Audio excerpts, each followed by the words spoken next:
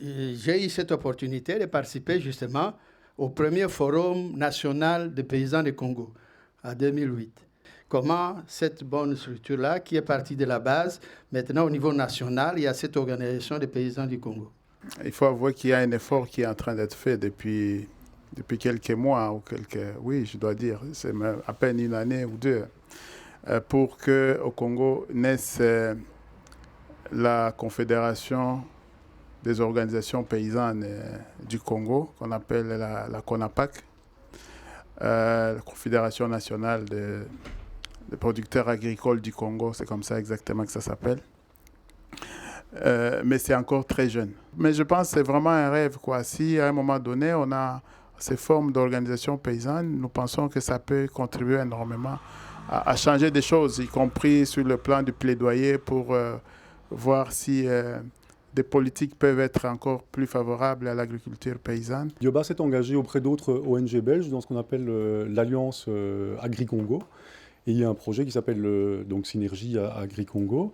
Et c'est un projet qui vient justement en renforcement à la CONAPAC et au développement du plaidoyer des organisations paysannes envers leur gouvernement, justement sur la loi foncière, etc., quoi.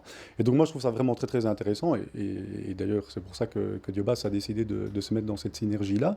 Toutefois on est très très attentif malgré tout et on ne manque pas de le rappeler au niveau de la synergie, que la construction ne doit pas se faire seulement au niveau de la tête ou au niveau des provinces, qu'elle doit pouvoir aussi continuer à se construire au niveau de la base, dans la mesure où nous, on a vu cette expérience-là se développer en Afrique de l'Ouest, on a vu dans les différents pays, au Burkina Faso, avec les mouvements NAM, ou après à travers toute l'Afrique de l'Ouest avec l'Europa, et où finalement ces organisations paysannes, elles sont très très fortes pour défendre leurs intérêts. On a vu notamment la victoire sur le prix du coton à Cancun dans les années 2000, c'était vraiment impressionnant, mais au niveau de la vie même de ces organisations paysannes, c'est parfois pauvre, parce qu'ils ne s'occupent plus tellement de ce qui doit se passer dans le renforcement des producteurs eux-mêmes. Et là, moi je dis, on ne peut pas oublier de continuer à renforcer la base et tout ce qu'on a expliqué au départ sur les dynamiques paysannes, sur les dynamiques communautaires, que la pyramide, si on la construit par la tête, on la construise par la base aussi et que ça se rejoigne. Parce qu'on a tendance à mettre beaucoup d'efforts sur la tête et d'oublier justement la construction au niveau communautaire de base. Et ça, je trouve qu'il faut vraiment être attentif à ça. Nous avons, au niveau d'entrée de fraternité, avec la Maison du développement durable de Louvain-la-Neuve, on a organisé la visite de Pierre Rabhi, ici, il n'y a pas longtemps, et on avait organisé un déjeuner scientifique avec Jean Blou, qui est quand même une institution, je dirais, parmi les institutions, et où on aurait peur de temps en temps de dire, mais est-ce qu'ils sont suffisamment sur le terrain?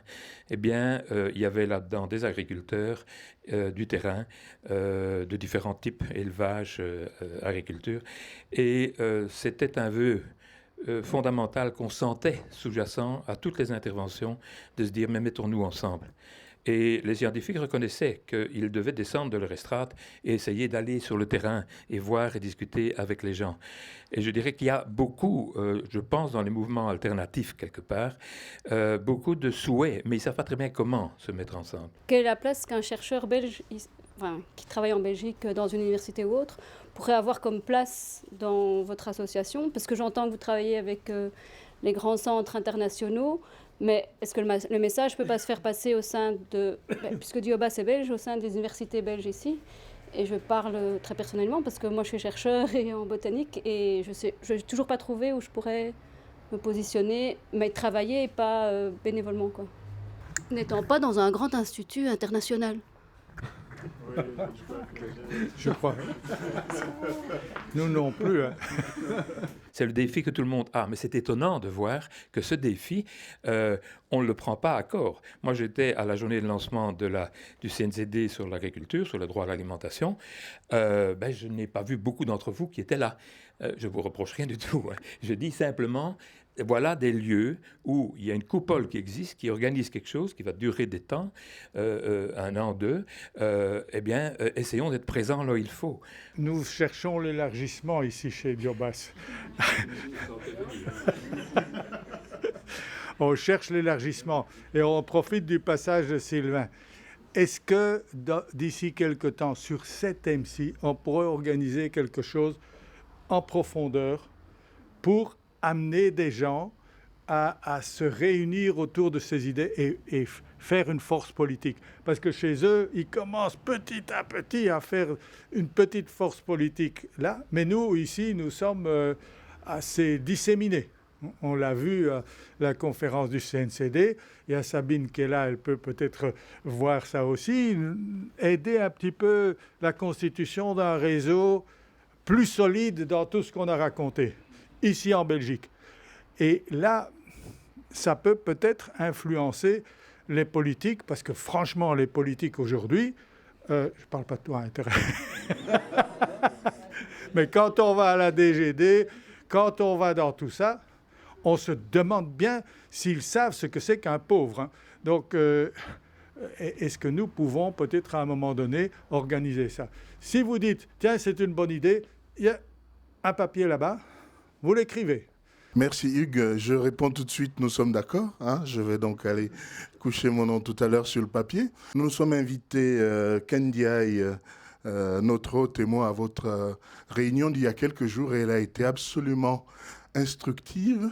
Et puisque nous avons initié ici, il y a déjà 1 an et demi, ce qu'on appelle les cabarets du développement, il y a un sujet qui nous est tombé sous le sens, c'est celui des enjeux de l'agriculture dans les pays du Sud. C'est énorme. On n'en a pas tout à fait conscience ici. C'est pour ça que tout à l'heure, je parlais de bombes à retardement. L'histoire de cette partie du monde nous rappelle, ou du moins on ne s'en souvient pas toujours, que quand les gens ont faim, quand ils n'ont plus rien à perdre, il faut faire très attention.